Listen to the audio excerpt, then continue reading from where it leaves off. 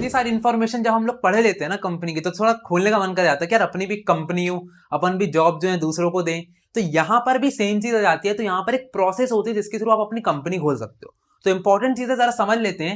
सबसे पहले आता है प्रमोशन। तो देखो सबसे पहली बात, ये प्रमोशन क्या होता है। तो सबसे पहली स्टेज यहाँ पर बोली गई, अगर कंपनी ओपन करना है तो प्रमोशन होता है। प्रमोशन में बेसिकली क्या आते हैं, प्रमोटर्स आते हैं। ये प्रमोटर्स कौन होते हैं, ये बेसिकली तुम्हारे फाउंडर्स होते हैं जो कि कंपनी को फाउंड करते हैं। जो कि सबसे पहले ये जो चाय की ठेली होती है ना चाय के पास, तो वहां पर जाकर के ना टपरी के पास बैठ करके ना ये आइडिया बनाते हैं। और आइडिया बनाने के बाद यही प्रमोटर्स होते हैं जो कि कंपनी का आइडिया जाकर के या फिर कंपनी को रजिस्टर कराने के लिए जाते हैं। तो इनको हम क्या बोलेंगे, प्रमोटर्स। इनके पास एक रिमोट होता है, नहीं मतलब एक्चुअल में नहीं होता, पर इनके पास एक रिमोट होता है, एक आइडिया वाला रिमोट, जिसको ये प्रेस करते हैं और यहां पर ये क्या करते हैं, इससे रिमोट से करते हैं इनकॉर्पोरेट। याद रखना भाई, प्रमोटर जो होते हैं वो रिमोट से क्या करते हैं, इनकॉर्पोरेट करते हैं कंपनी को। पहली चीज, जैसे ही उनने इनकॉर्पोरेट कर ली तो यहां पर आता है रजिस्ट्रेशन, यानी कि रजिस्टर करना कंपनी को। अब देखो रजिस्ट्रेशन तो समझ में आता है कि भाई REGISTRA, और इसके आगे अगर आप यहां पर कट करके R लगा दो तो उसको बोलते हैं रजिस्ट्रार, यानी कि एक बंदा होता है, जब भी हम रजिस्ट्रेशन कराने जाते हैं उसको हम बोलते हैं रजिस्ट्रार। तो बेसिकली ये जो रजिस्ट्रार बंदा होता है ये हमारी कंपनी को करता है रजिस्टर। लेकिन रजिस्टर क्या ऐसे हो जाती है, नहीं, आपको इसके लिए सबसे पहले नाम वाम बताना पड़ता है उसको। तो आपने बोला कि मेरी कंपनी का नाम है जियो, तो कहेगा भाई जियो तो ऑलरेडी रिलायंस खोल के रखा है, तो तुम कभी भी किसी का नाम कॉपी नहीं कर सकते। तो वो यही देखता है कि कहीं तुमने किसी का आइडिया तो नहीं चुराया, कोई पेटेंट, किसी ने कोई पेटेंट आइडिया किया होगा, तुमने कहीं वो तो नहीं ले लिया। फॉर एग्जाम्पल जिलेक्ट जो है उसकी कुछ ब्लेड्स होती हैं, शायद ब्लेड की डिजाइन जो होती है, आपने ब्लेड देखी है कभी, ब्लेड के बीच में एक सिमिलर टाइप की डिजाइन होती है, वो जिलेट के कारण है क्योंकि उसने उसको पेटेंट करा करके रखा हुआ है। तो यहां पर बहुत सारी चीजें होती है जो कि आप पेटेंट कराते हो। पेटेंट कराने का मतलब है आपके पास वो राइट है, सिर्फ आप ही उसको यूज कर सकते हो, कोई और उस चीज को कॉपी नहीं कर सकता। तो यहां पर वो सब चीजें रजिस्ट्रार चेक करता है, और जब आप सब कुछ से कंप्लाई कर जाते हो तो वो आपसे आर्टिकल ऑफ एसोसिएशन मांगता है। आर्टिकल ऑफ एसोसिएशन में वही सारी चीजें दी रहती हैं कि नंबर ऑफ डायरेक्टर्स कितने होंगे और बाकी की जितनी भी फॉर्मेलिटीज है वो सब होती है। लास्टली वो आपको कसम खिलवाता है कि आप कंपनीज एक्ट 2013 का पालन करोगे, और जैसे आप वो कसम खा लेते हो, यानी कि टर्म्स एंड कंडीशंस को एग्री कर जाते हो, यहां पर आपकी कंपनी जो है रजिस्टर हो जाती है। एक बार आपको रजिस्टर हो जाती है तो आपको यहां पर एक सर्टिफिकेट भी मिल जाता है जो कि रजिस्ट्रार ही आपको देता है। जैसे ही वो सर्टिफिकेट मिल जाता है, सर्टिफिकेट के बाद आप जाते हो कैपिटल सब्सक्रिप्शन के पास। थर्ड स्टेज है कि अब आपको पैसा उठाना है पब्लिक से, लेकिन ये जो पैसा है आप 6 मंथ्स के अंदर आपको ये प्रोसेस करना पड़ेगा, तभी आपको सर्टिफिकेट मिलेगा। तो 6 मंथ्स के अंदर आपको इन 3 तरीकों से पैसा रेज करना होता है। पहला जो तरीका होता है दैट इज प्रोस्पेक्टस, शादी का कार्ड। भाई शादी करने के लिए जा रहे हो तो सबसे पहले लोगों को बताना तो पड़ेगा कि भाई हमारे यहां पर शादी है। सिमिलरली अगर आप शेयर्स इशू कर रहे हो तो शेयर्स इशू करने के पहले आप लोग को लोगों को बताना पड़ेगा कि भाई हमारी कंपनी नहीं खुल गई है, क्योंकि अभी भी खुली है, तो आपको एडवर्टीजमेंट करना पड़ेगा। तो एडवर्टीजमेंट करने के लिए आपको यहां पर क्या करना पड़ेगा, एक पर्चा बनाना पड़ेगा। इसको तुम बोल सकते हो नोटिस, इसको आप बोल सकते हो सर्क्यूलर, इसको आप बोल सकते हो एडवर्टीजमेंट। ये न्यूज़पेपर में दी जाती है, ये ऑनलाइन दी जाती है, ये ब्रोकर्स के थ्रू दी जाती है कि भाई हमारे यहाँ पर शेयर्स बिक रहे हैं, जाकर बंटवा दो। तो यहाँ पर क्या होता है, लोग जा जाकर के लोगों के पास इंफॉर्मेशन पहुंचती है, और उस प्रोस्पेक्टस में कंपनी की पूरी फाइनेंशियल इंफॉर्मेशन लिखी रहती है कि कंपनी के आगे के गोल प्लान्स क्या हैं, उसका आइडिया क्या है, किस प्रॉब्लम को वो सॉल्व करने वाली है, एवरीथिंग इज रिटन देयर, कौन CEO है, हर चीज। तो यहाँ पर लोग जो है वो थोड़े से लालच में जाते हैं कि हाँ भाई कंपनी तो अच्छी है, क्यों ना मैं इसमें इन्वेस्ट करूं, क्यों ना मैं इसमें निवेश करूं, निवेश वर्ड होता है हिंदी वाला, ठीक है, तो इन्वेस्ट करूं। तो यहाँ पर इन्वेस्टमेंट करने के लिए लोग रेडी हो जाते हैं। एक बार इन्वेस्टमेंट करने के लिए रेडी होगा तो यहां पर एक मिनिमम सब्सक्रिप्शन नाम की चीज आ जाती है। अब मिनिमम सब्सक्रिप्शन का मतलब क्या होता है, फॉर एग्जाम्पल आपने 100 लोगों के पास गए और 100 लोगों से बोला कि यार मतलब जैसे कि आपका टोटल कैपिटल था, नहीं थोड़ा सा ये कंफ्यूजिंग हो रहा है। मिनिमम सब्सक्रिप्शन ऐसे है कि फॉर एग्जाम्पल आपने 100 लोगों से बोला कि मेरे घर पे खाना खाने के लिए आ जाना, शादी, ठीक है, ऐसे समझते, मेरे घर पे खाना खाने के लिए जाना, मेरे घर पे शादी है। 100 लोगों को भेजा था निमंत्रण, हाँ निमंत्रण ही बोलते, इंग्लिश में पता नहीं क्या बोलते, इनवाइट, ओके, इनविटेशन भेजा था 100 लोगों को, और वहां से 90 लोगों बस आए। तो अगर 90 लोग आ जाते हैं तब भी आपको कोई दिक्कत नहीं है, लेकिन अगर 80 लोग आ गए या फिर 89 लोग आ गए, यानी कि 90 से कम आए, तो यहां पर आप शेयर्स इशू नहीं कर पाओगे, यहां पर आप किसी को खाना नहीं खिलाओगे। फिर आपकी यहां पर एक शर्त होती है, यहां पर कंपनीज एक्ट 2013 ने क्या बोला है, शर्त ये है कि अगर 100 लोगों को शेयर इशू करें तो 90 लोग आपका सब्सक्रिप्शन लेने ही चाहिए। अगर उससे कम लिया, 90% से कम लिया, तो यहां पर दिक्कत हो जाएगी। तो 90% होता है, तो बेसिकली मैं 100 बोल रहा था इसलिए 90 वहां पर जो हो जाता है मिनिमम सब्सक्रिप्शन आता है। तो बेसिकली मिनिमम सब्सक्रिप्शन 90% है। एंड यहां पर जो सेक्शन लग रहा है दैट इज सेक्शन 39(1). ठीक है, तो ये आपको पता होना चाहिए, एग्जाम में पूछा जा सकता है और बहुत इंपॉर्टेंट है मिनिमम सब्सक्रिप्शन। ठीक है, लास्टली जब आप ये चीज फुलफिल कर लेते हो, यानी कि आपने 100 लोग को बोला था शेयर्स इशू करे थे और वो लोग आ भी गए, आपके सब्सक्राइबर्स 90% से ज्यादा हैं, और यहां पर अब नेक्स्ट पॉइंट आता है दैट इज प्रीलिमिनरी एक्सपेंसेस। बहुत इंपॉर्टेंट पॉइंट है, कैश फ्लो में भी मिलता है, हर जगह पर मिलता है, मतलब ये पीछा नहीं छोड़ता कभी। प्रीलिमिनरी एक्सपेंसेस का मतलब क्या हो जाता है, जो कि प्री यानी कि पहले के एक्सपेंसेस, पहले यानी कि अब देखो इसके पहले क्या क्या एक्सपेंसेस हुए थे।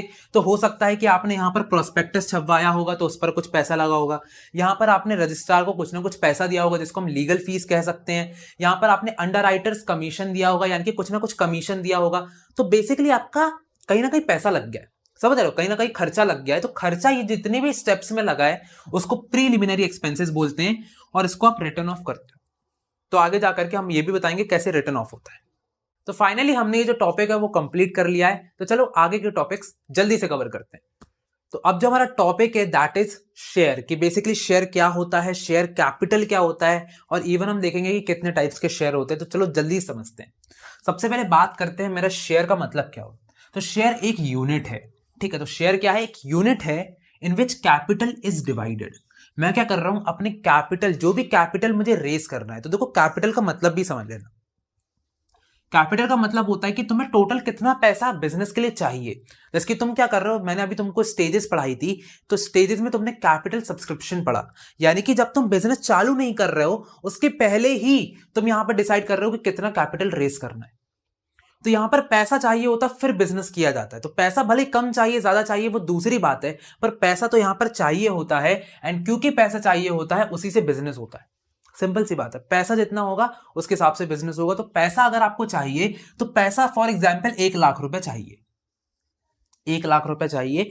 तो 1,00,000 रुपए क्या होगा, ये आपकी कैपिटल हो गई जो कि आपको रेज करना है। ये कहते हैं ना कैपिटल रेज करना है, तो कैपिटल रेज कितना करना है, 1,00,000 रुपए करना है। अब 1,00,000 रुपए करना है तो मेरे पास दो ऑप्शन है, एक है मैं बैंक से पैसा उठाऊं, पर अगर मैं बैंक से पैसा उठाता हूं तो मुझे हर महीने इंटरेस्ट रेट देना पड़ेगा, यानी कि फिक्स्ड रेट ऑफ इंटरेस्ट हर साल, सॉरी हर महीने नहीं, हर साल होता है, पर एनम पे होता है। तो हर साल मुझे एक फिक्स्ड रेट ऑफ इंटरेस्ट देना पड़ेगा। यानी कि अगर मैं प्रॉफिटेबल होता हूं तो ठीक है, लेकिन अगर मेरे पास लॉसेस आ गए तब भी मुझे ये इंटरेस्ट रेट देना पड़ेगा। यानी कि एक फिक्स्ड मतलब मेरे लिए कंपलसरी पेमेंट हो जाती है, कंपलसरी पेमेंट है। इसलिए मैं बैंक की तरफ नहीं जाता हूं, मैं जाता हूं इक्विटी की तरफ। इक्विटी क्या हो जाता है, ये होती है आपकी ओनरशिप का डिवीजन। ये जो मैं यूनिट बोल रहा हूं ना, बेसिकली ये क्या है कि आपकी ओनरशिप जो है, जैसे कि फॉर एग्जांपल आप हो, मैं आपके टुकड़े कर देता हूं, और आपके टुकड़े करके कुछ टुकड़े जो है, सबसे ज्यादा टुकड़े किसके पास जाएंगे, मम्मी पापा के पास। क्यों, क्योंकि भाई ऑफ कोर्स ये बात है, उनके पास सबसे बड़ा हक है आपके ऊपर। तो बेसिकली क्या है कि आप क्या कर रहे हो, यहाँ पे दोस्ती कर रहे हो। ये जो कंपनी होती है ये क्या करती है, बेसिकली एक इंसान की तरह, आर्टिफिशियल पर्सन की तरह है, तो ये सबसे दोस्ती करती है। फॉर एग्जाम्पल ये अपने प्रोडक्ट बेच करके कस्टमर से दोस्ती कर लेती है, लेकिन कस्टमर बिल्कुल गर्लफ्रेंड बॉयफ्रेंड की तरह होता है। वो आता है, प्रोडक्ट को यूज करता है, जब उसका मन भर जाता है तो दूसरा प्रोडक्ट ले लेता है। तो कस्टमर इसके साथ जुड़ते तो हैं लेकिन बहुत कम टाइम के लिए जुड़ते हैं, फिर ये बनाने जाता है दोस्त। तो जो दोस्त होते हैं वो जिंदगी भर के लिए होते हैं, ये हम सब जानते हैं। तो दोस्त जिंदगी भर के लिए होते हैं, इसलिए यहां पर ये दोस्ती करता है। तो दोस्ती कैसे करता है, सबसे पहले प्रोस्पेक्टस इशू करता है और लोगों के पास पहुंचाता है।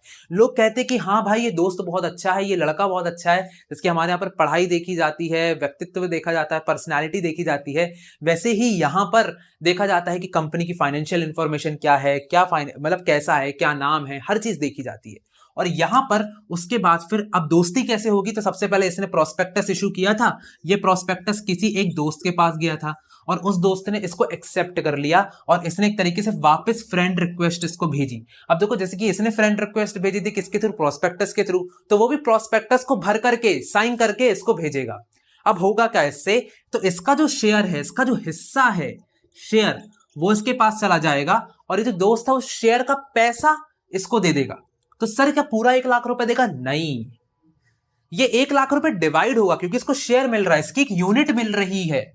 पूरा कंपनी नहीं मिल रही है, यूनिट मिल रही है। तो यहां पर उस यूनिट का जो पैसा होता है तो सर कैसे निकालेंगे? तो फॉर एग्जाम्पल यहां पर 1,00,000 शेयर की को हमने डिवाइड कर दिया है कितने रुपए से? इस पूरी टोटल रुपए को मैंने डिवाइड कर दिया कि 1,00,000 रुपए मुझे चाहिए है, तो मैं क्या करूंगा, 1,000 लोगों से दोस्ती करूंगा, यानी कि 1,000 शेयर को इश्यू करूंगा एट द रेट ऑफ 100 रुपए। हाँ, 1,000 शेयर इश्यू करूंगा और एक की कॉस्ट होगी 100 रुपए। तो ये जो मेरा एक दोस्त है ये मुझे 100 रुपए दे देगा, फ्रेंड रिक्वेस्ट एक्सेप्ट करके 100 रुपए दे देगा और शेयर ले लेगा। ऐसे ही सेम हर कंपनी मतलब हर किसी के साथ होगा। तो यहां पर सबसे ज्यादा शेयर किसके पास होंगे? इसके मम्मी पापा के पास, यानी कि इसके फाउंडर्स जिसने इनको बनाया है। यानी कि कोई भी कंपनी हो, चाहे हम में और कंपनी में ज्यादा डिफरेंस नहीं है। तो यहां पर जो कंपनी है उसके सबसे ज्यादा शेयर किसके पास होंगे? मम्मी पापा के पास, यानी कि उसके फाउंडर्स के पास। तो फाउंडर्स ने इसमें सबसे ज्यादा पैसा लगाया होता है, ये भी बात होती है, सबसे ज्यादा शेयर्स उनके पास होते हैं। बाकी की जो इक्विटी होती है, बाकी के जो शेयर होल्डर्स होते हैं वो ऐसे करके थोड़ा थोड़ा पैसा देकर के शेयर लेके जाते हैं, थोड़ा थोड़ा पैसा करके शेयर लेते जाते हैं। जिसके पास सबसे ज्यादा शेयर्स होते हैं उसको हम बोलते हैं मेजर शेयर होल्डर, और जिसके पास कम शेयर होते हैं उसको सिंपल शेयर होल्डर बोला जाता है। तो मेजर शेयर होल्डर कहला जाता है। जिसकी फॉर एग्जांपल रिलायंस कंपनी है तो वहां पर उसके सबसे ज्यादा शेयर किसके पास है? मुकेश अंबानी के पास है। इसलिए हम कहते हैं कि मुकेश अंबानी फाउंडर तो नहीं है, पर वहां पर रिलायंस कंपनी के मालिक हैं, ओनर है। फाउंडर कौन थे? धीरू भाई अंबानी थे। आई फील सो, मतलब कभी कभी इन सब में गलत भी हो जाता हूं। तो यहां पर धीरू भाई अंबानी ने स्टार्ट करी थी कंपनी, हाँ यार उन्हीं ने तो करी थी। तो यहां पर वो फाउंडर थे और उसके बाद फिर धीरे धीरे करके इक्विटी उन्होंने किसको दी? अपने बेटे को दे दी। तो यहां पर जो है बेसिकली यहां पर जब भी आप 100 रुपए दे रहे हैं तो उसके बदले शेयर मिल रहा है। अच्छा, शेयर से मिल क्या रहा है? मतलब शेयर कंपनी का मिल रहा है, उससे मिल क्या रहा है? तो देखो सिंपल सी बात है कि अगर कोई दोस्त है वो 100 रुपए दे रहा है और उसको एक शेयर मिल रहा है, तो सबसे पहली बात तो उसको यहां पर वोटिंग राइट्स मिल रहे हैं, आराम से वोटिंग राइट, यानी कि वो वोट कर सकता है कंपनी में। डिसीजन मेकिंग यानी कि जो मैनेजमेंट है उसमें काम ला सकता है। अच्छा, मैं अभी टॉपिक समझाने वाला हूं तो थोड़ा सा भी ऐसे ही बता देता हूं। वोटिंग राइट्स उसको मिल जाते हैं, मैनेजमेंट में काम मिल जाता है, उसको डिविडेंड मिल जाता है। डिविडेंड का मतलब क्या होता है कि हर साल जो भी प्रॉफिट होगा उसका हिस्सा उसको मिलेगा। तो सर कितना हिस्सा मिलेगा? डिपेंड करता है उसका कितना शेयर है। अगर उसका कंपनी में 10% का शेयर है, यानी कि इसके पास 10% शेयर है, तो प्रॉफिट का भी उसको 10% मिलेगा। वैसे बहुत सारे स्टेजेस के थ्रू प्रॉफिट गुजरता है, जो कि हमने फाइनेंशियल मैनेजमेंट वाली वीडियो में भी देखा था कि पहले भाई डिबेंचर होल्डर्स और बैंक वालों को पैसा जाता है, फिर गवर्नमेंट के पास टैक्स जाता है, उसके बाद जो पैसा बचता है प्रॉफिट का वो हमारा प्रेफरेंस शेयर होल्डर्स को जाता है और लास्ट में इक्विटी शेयर होल्डर्स के पास आता है। यानी कि यहां पर जो सिंपल शेयर होल्डर है, इक्विटी शेयर होल्डर है, उसके पास जाएगा। अगर आपको ये टर्म समझ में नहीं आ रहे हैं अभी, तो हम आगे यही सब चीजें कवर करने वाले हैं, वीडियो पर बने रहना, समझ में आएगा। तो यहां पर अगर 10% है तो प्रॉफिट का जो 10% है इसको as a form of dividend मिल जाएगा और यहां पर ये बंदा खुश हो जाएगा। तो वो खुश है, तुम समझ रहे हो? तो तुमने क्या किया? बेसिक सी बात है, तुमने मेरी कंपनी में इन्वेस्ट किया, मैंने तुमको शेयर दे दिया और शेयर देने के बाद हर साल जो भी प्रॉफिट मैं कमाऊंगा उसका कुछ प्रतिशत हिस्सा, जितना तुम्हारा शेयर का हिस्सा होगा उतना तुमको दे दूंगा। बहुत सिंपल है। नाउ मैं इसको डिवाइड कर देता हूं शेयर कैपिटल को। तो मैं इक्विटी से पहले तुमको प्रेफरेंस पढ़ाना चाहता हूं, क्योंकि यहां पर प्रेफरेंस पढ़ लिया तो इक्विटी अपने आप बन जाएगा। प्रेफरेंस शेयर होल्डर जो हो जाते हैं वहां पर इनके पास दो स्पेशल राइट्स होते हैं। सबसे पहले इनको डिविडेंड तो मिलता ही मिलता है, यानी कि प्रॉफिट का कुछ हिस्सा तो मिलता ही मिलता है, लेकिन फिक्स्ड मिलता है। फिक्स्ड होने का मतलब हो जाता है कि यहां पर जो भी डिविडेंड मिलेगा वो पहले से डिसाइड हो जाएगा कि भाई हम आपको 10% डिविडेंड देंगे ही देंगे। तो अगर मेरा कोई दोस्त है, उसने मेरे से बोल दिया कि हाँ भाई हम तुमसे दोस्ती तो करेंगे लेकिन हमको हर साल जो है 10% डिविडेंड चाहिए, तो अगर हर साल 10% डिविडेंड बोल दिया तो मुझे हर साल 10% डिविडेंड देना पड़ेगा। लेकिन यहां पर बहुत सारे बच्चे कंफ्यूज हो जाते हैं। उनको लगता है कि हर साल 10% डिविडेंड देना यानी कि देना ही देना पड़ेगा, चाहे प्रॉफिट हो चाहे लॉस हो। नहीं, अगर कंपनी को लॉस होता है, बहुत ध्यान से समझना, ये बात तुम्हें बहुत कम लोग समझाएंगे, अगर कंपनी को लॉस होता है तो यहां पर वो डिविडेंड नहीं देगी। लेकिन तो फिक्स्ड किस बात का हो, लेकिन जब भी अगर वो डिविडेंड देगी तो उसको 10% ही देना पड़ेगा, ना कम ना ज्यादा। अगर लॉसेस हुआ तो डिविडेंड नहीं देगी, लेकिन अगर देती है डिविडेंड, अगर अनाउंस करा है कि हाँ इस साल डिविडेंड देंगे, प्रॉफिट का हिस्सा देंगे, तो 10% हिस्सा ही देना पड़ेगा, ना उससे ज्यादा ना उससे कम। सेकंड इनको जाता है रीपेमेंट ऑफ कैपिटल का भी इनको एक अश्योरिटी मिलती है, यानी कि इनके पास एक राइट होता है कि अगर कंपनी बंद हो जाती है तो इनको इक्विटी शेयर होल्डर, दो तरीके के शेयर होल्डर है, इन share holder, equity share holder से पहले प्रेफरेंस शेयर होल्डर को यहां पर पैसा मिलता है। और इस राइट को हम क्या कहते हैं? इसको हम प्रेफरेंशियल राइट बोलते हैं। इनके पास एक प्रेफरेंशियल राइट होता है। सिंपल सी बात है, और यहाँ पर ये दो चीजें जो हैं कवर आउट हो जाती हैं। नाउ लेट्स यहाँ पर हम थोड़ा सा इनका जो है टाइप्स पढ़ लेते हैं कि टाइप्स ऑफ प्रेफरेंस शेयर कैसे हो जाते हैं। तो यहाँ पर मैं पेन चेंज कर लेता हूं पहले। सबसे पहले आते हैं डिविडेंड। डिविडेंड का मतलब क्या होता है? तो डिविडेंड का मतलब होता है प्रॉफिट का हिस्सा। तो उसके बेसिस पर भी हम जो है प्रेफरेंस शेयर को डिवाइड कर सकते हैं। जिसकी पहला हो जाता है क्यूमुलेटिव प्रेफरेंस शेयर, सेकंड आता है नॉन क्यूमुलेटिव प्रेफरेंस शेयर। अब क्यूमुलेटिव का मतलब क्या हो जाता है? तो तुमने 10th क्लास में क्यूमुलेटिव फ्रीक्वेंसी पढ़ी होगी, पढ़ी है क्या? क्यूमुलेटिव फ्रीक्वेंसी नहीं पढ़ा, कोई बात नहीं। क्यूमुलेट करने का मतलब होता है एडिशन करना, एडिशन, ठीक है, प्लस करना। तो फॉर एग्जाम्पल यहां पर समझा देता हूं, क्यूमुलेटिव का मतलब क्या हो जाता है कि फॉर एग्जाम्पल तुमको साल के, रुक जाओ यार जरा, बोया का माइक जो है ना ऐसा, ये देखो ऐसा होता है ये यहां पर 15,000 तुम्हारा फर्स्ट ईयर का प्रॉफिट है जो कि तुमको डिवाइड करना है। कि फर्स्ट ईयर का प्रॉफिट नहीं, फर्स्ट ईयर का डिविडेंड है, समझ लो। ये तुमको प्रेफरेंस शेयर होल्डर को देना था पहला 15,000 का। तो 15,000 पहले साल का डिविडेंड हुआ, सेकंड साल का डिविडेंड भी 15,000 हुआ, थर्ड साल का डिविडेंड भी 15,000 हुआ। तो अब अगर मैं उनको अभी तक मैंने क्या हुआ था, लॉस में चल रहा था या फिर मुझे नहीं देना था, डिविडेंड मुझे नहीं देना था, तो यहां पर होता है कि डिविडेंड फिक्स्ड नहीं होता कभी भी। फिक्स यानी कि जरूरी नहीं है कि आप दो ही दो, तो मैंने इनको डिविडेंड नहीं दिया, ठीक है। अब जब तीसरा साल आया तो मेरे पास पैसे अच्छे खासे आ गए थे, मैं डिविडेंड अनाउंस करने वाला था। अब मैंने तुमको क्या बोला था, जब भी अनाउंस करेंगे इनको फिक्स रेट ऑफ डिविडेंड देना पड़ेगा।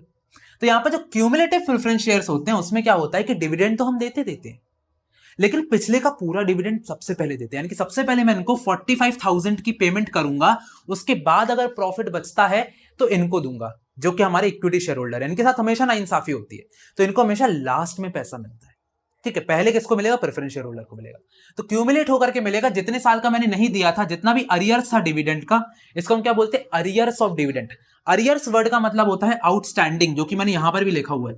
अरियर्स का मतलब क्या होता है? आउटस्टैंडिंग। यानी कि मैं आउटस्टैंडिंग डिविडेंड जो है, जो मेरा बकाया डिविडेंड है, वो मैं सब कुछ यहां पर पे ऑफ करूंगा क्यूमुलेटिव शेयर होल्डर्स को, sorry cumulative preference share holders को। नॉन क्यूमुलेटिव का मतलब क्या है कि अगर पिछले साल का कोई बकाया डिविडेंड है तो वो इनको नहीं मिलेगा, ठीक है। तो यहां पर इनको बोलेंगे हम non cumulative preference share holders. यहां पर इनको पुराना नहीं मिलता, यानी कि अगर मैं इनको तीसरे साल पेमेंट कर रहा हूं तो मैं इनको सिर्फ तीसरे साल का 15,000 रुपए दे दूंगा। पिछले 2 साल का पैसा जो कि आउटस्टैंडिंग था वो नहीं देने वाला हूं। क्लियर है बात? आगे बढ़ते हैं।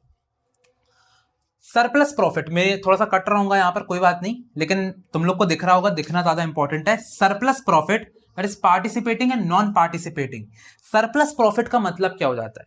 सरप्लस प्रॉफिट का मतलब होता है कि फॉर एग्जांपल मेरे पास प्रॉफिट आया था, उसका कुछ हिस्सा as a form of dividend मैंने किसको दिया? प्रेफरेंस शेयर होल्डर को दे दिया। उसके बाद जो बचा कुचा था वो मैंने इक्विटी शेयर होल्डर को दे दिया। लेकिन इसके बाद भी मेरे पास कुछ पैसा बच जाता है, तो उस पर किसका हक होगा? उसको हम क्या बोलेंगे? Basically surplus profit. यानी कि प्रॉफिट बांटने के बाद भी कुछ प्रॉफिट बचा है, तो उस पर किसका हक होगा? पार्टिसिपेटिंग प्रेफरेंस शेयर होल्डर्स का हक होगा, क्योंकि वो पार्टिसिपेट कर रहे हैं, ठीक है, तो वो उनका हक होता है। तो अगर कुछ बच जाता तो वो भी जो प्रेफरेंस शेयर होल्डर है उनमें बढ़ जाता है, तो बड़ा वो चीज रहती है। और अगर नॉन पार्टिसिपेटिंग की बात करूं तो इन पे नहीं बढ़ता, यानी कि इनका कोई हक नहीं होता सरप्लस प्रॉफिट के ऊपर। तो ये कैटेगरी है बेसिकली इन दोनों में, ठीक है। कन्वर्टिबिलिटी, अगर मैं कन्वर्टिबिलिटी की बात करूं तो यहां पर क्या जो हमारे शेयर होल्डर्स हैं, जो प्रेफरेंस शेयर होल्डर्स हैं, क्या वो इक्विटी शेयर होल्डर्स में कन्वर्ट हो सकते हैं? तो यहां पर आंसर है यस। अगर कन्वर्टेबल प्रेफरेंस शेयर्स हैं तो यहां पर वो इक्विटी शेयर्स में कन्वर्ट हो सकते हैं। अगर नॉन कन्वर्टेबल है तो कन्वर्ट नहीं हो सकते। तो ये इक्विटी की बात चल रही है बेसिकली। रिडम्पशन, रिडम्पशन का मतलब है कि क्या यहां पर जो कैपिटल है वो वापस आ सकता है। यानी कि क्या हो जाता है कि जब हम कैपिटल लगा रहे होते तो उसको इन्वेस्टमेंट बोलते हैं, लेकिन जब हम कैपिटल को खत्म कर रहे होते हैं, यानी कि फॉर एग्जांपल मैंने यहां पर जो दोस्त से 100 रुपए लिए थे, अगर मैं उसको वापस कर दूं तो उसको मैं बोलूंगा रिडम्पशन, ठीक है, रिडम्पशन ऑफ प्रेफरेंस शेयर। तो जब भी मैं पैसे ले रहा हूं और इक्विटी शेयर्स को या फिर शेयर्स को इश्यू कर रहा हूं तो that is issue of preference shares, या फिर शेयर्स कुछ भी हो, इश्यू ऑफ प्रेफरेंस शेयर्स। और जब भी मैं प्रेफरेंस शेयर्स को वापस अपने पास ले रहा हूं और पैसा वापस कर रहा हूं, रीपेमेंट कर रहा हूं, तो यहां पर मैं क्या बोलूंगा? That is called as redemption of preference shares. Equity share में दूसरा होता है, अभी बताऊंगा।